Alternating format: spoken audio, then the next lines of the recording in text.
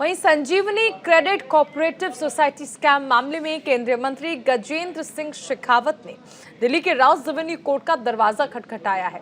इस मामले में गजेंद्र सिंह शेखावत ने सीएम अशोक गहलोत के खिलाफ मानहानि का मुकदमा दायर किया।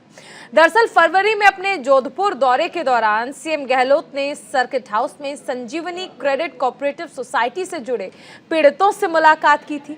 इस दौरान पीड़ितों ने आरोप लगाया कि इस स्कैम में केंद्रीय मंत्री गजेंद्र सिंह शेखावत शामिल हैं, जिसके बाद मुख्यमंत्री ने पीड़ितों को उचित कार्रवाई का भरोसा दिया था।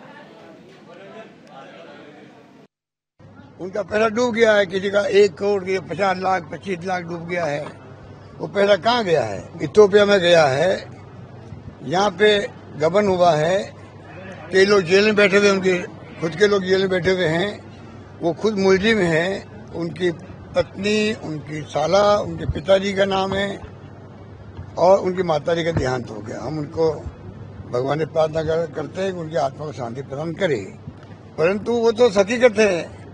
ये आज तक जबान नहीं खोली इन्होंने। आज ये केंद्रीय मंत्री बने हैं, इनको शर्म आनी चाहिए थी कि मैं मंत्री बनने के बाद में मेरी जिम्मेदारी बढ़ जाती है तो मैं आगे बढ़ करके सबको बुलाऊं, बातचीत करूं, मजबूरी बताऊं खुद की अगर कोई है तो। राजस्थान के वर्तमान मुख्यमंत्री अशोक गहलोत साहब के पुत्र मेरे सामने चुनाव के प्रत्याशी थे। अपने पुत्र की अपने ही होम टर्फ पर हार से उपजी खींच के चलते निरंतर बेतुके बयान देकर के मुख्यमंत्री मेरे चरित्र पर कीचड़ उछाल करके मेरा राजनीतिक दृष्टिकोण से नुकसान करने की चेष्टा कर रहे हैं। एक ऐसी कोऑपरेटिव सोसाइटी जिसके साथ में जिसका न मैं प्राथमिक सदस्य हूं, न मेरे परिवार का कोई सदस्य प्राथमिक सदस्य है, न मेरे परिवार का सदस्य कोई उसका डिपॉजिटर है, न मैं और मेरे परिवार का कोई सदस्य उसके बोरोवर है, न उसके डायरेक्टर हैं। किसी भी तरह से हमारा प्रत्यक्ष रूप से परिवार का जिसके साथ में जुड़ाव नहीं है, उसमें हुए घोटाले के साथ में मेरा नाम संबद्ध करके निरंतर वो बार बार मेरे चरित्र हनन का प्रयास करते हैं। जोधपुर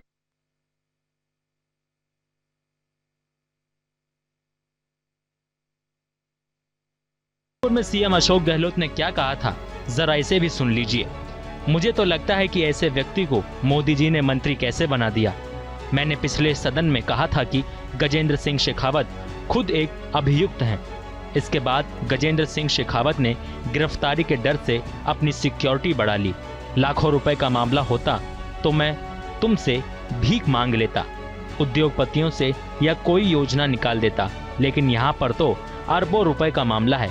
इतने बड़े मंत्री के रहते हुए उनको खुद को आगे आना चाहिए और कदम उठाना चाहिए, निवेशकों की भरपाई करनी चाहिए, लेकिन वह ऐसा नहीं कर रहे। देश भर में ऐसे माफिया पनप रहे हैं। इससे पहले आदर्श क्रेडिट कोऑपरेटिव सोसाइटी घोटाला हुआ था, उसका मालिक भी बीजेपी से जुड़ा हुआ था।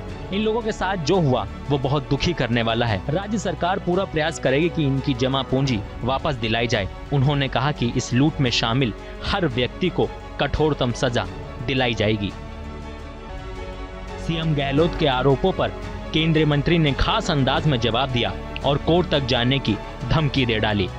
हालांकि शेखावत ने सीएम के आरोपों का खंडन कर दिया था।